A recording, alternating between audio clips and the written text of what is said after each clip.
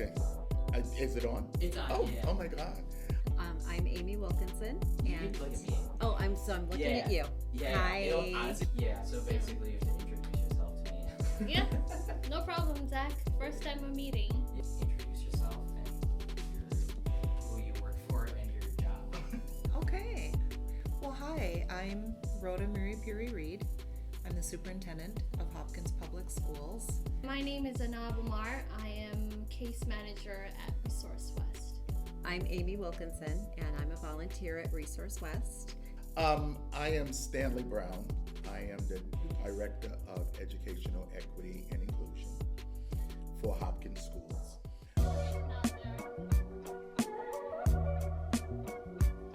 Well, I've always had a passion to help people. So this work helps me do that. Majority of the people who come here are facing the same challenges. So it's always those three main things like housing, childcare, groceries, food. So those are most challenges that people are facing right now. We provide case management, which is, sharing referrals for families. They might come here, we need assistance with rent. We do not provide that. So we would be able to send a referral to an organization that does that. We help with, we have our own social services programs, the transportation assistance, the childcare, and sometimes just families come in just to talk for, emotional support, to tell us what they're going through. We are there to listen and to share resources to this family so that they can get help if we can provide it here from other areas. I would sometimes sit with a person for an hour and just listening to them and just what they have to say, and then it makes me appreciate what I have. No matter your background, whatever, you're welcome here, and we are ready to listen to you and support you in whatever way we can.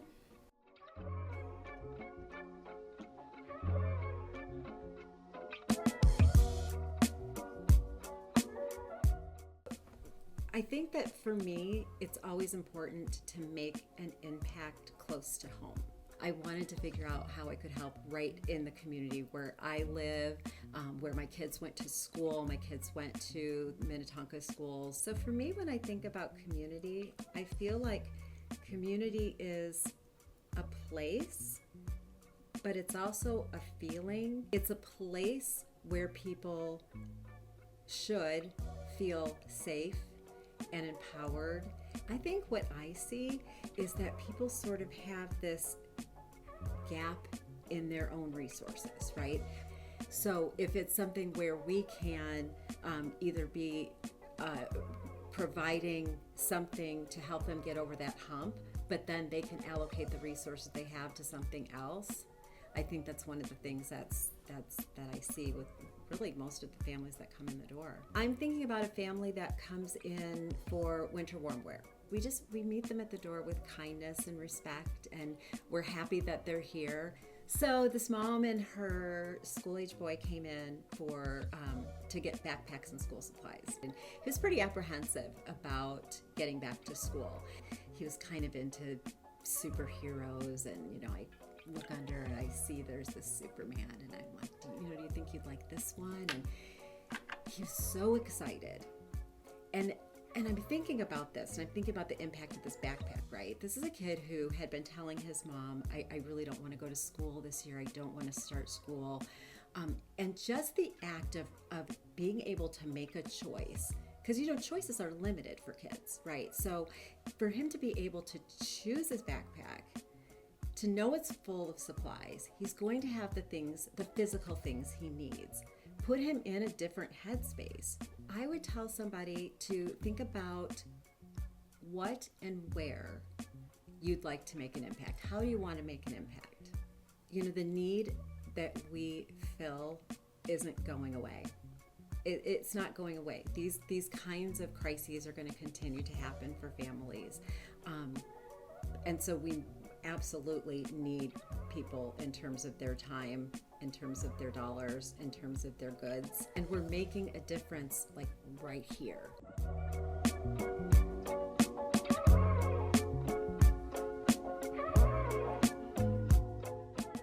I've been in this position since 2008, and Hopkins was the first to bring in consultants to help teachers understand what race is, what culture is, and how do we teach to embrace race? How do we teach to embrace the culture of the students in front of us? The challenge now is helping our immigrant families feel safe, along with helping our families, and especially our immigrant families, feel welcomed and know that we are their partner. And so how do we help them understand that we are here for you?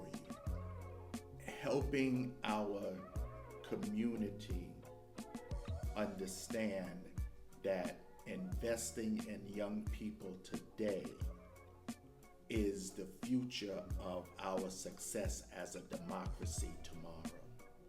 Helping our adult population understand what it means to be in connection with the young people's lives, to be that voice of encouragement for young people.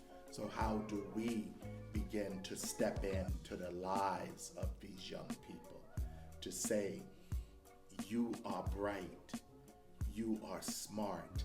As an educational institution, we cannot do this alone.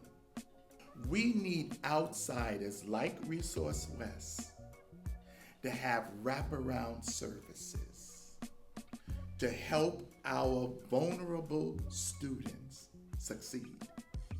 Because we can do the academics, and we do that well. But what we can't always do is have those wraparound services for our students who need them the most.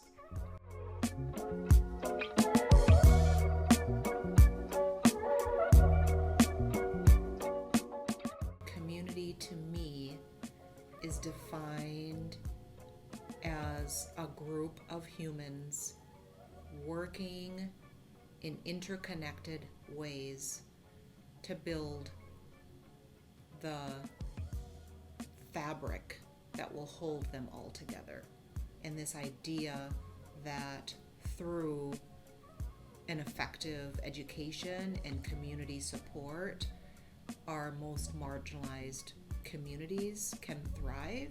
There are challenges because our students come from all walks of life. We have students who come from affluent families, students who are experiencing homelessness.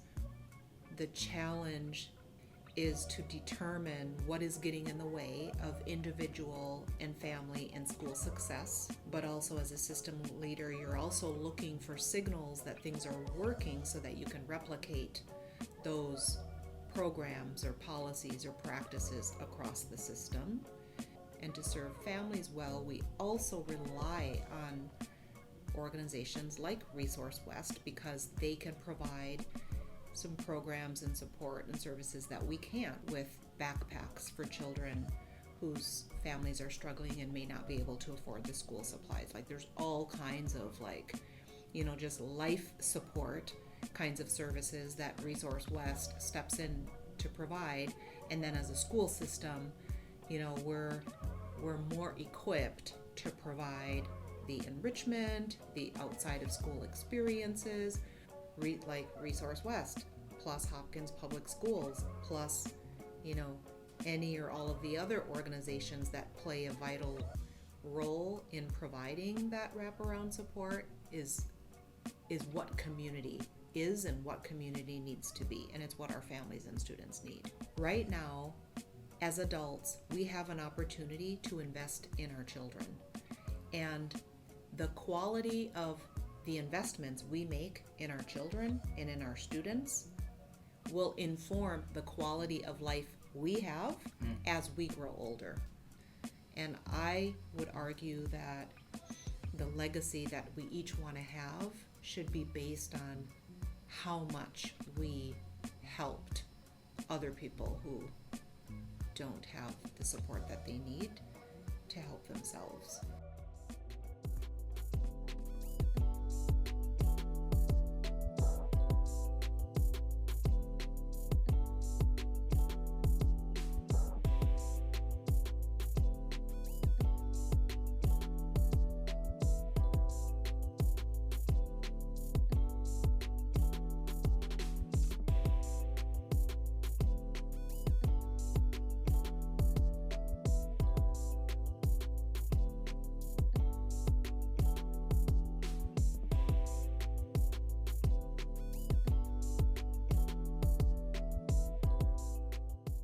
When you help someone, there's that feeling that you get inside, like, wow, I did something for this person. So by uplifting that person, I'm uplifting myself and the community as a whole.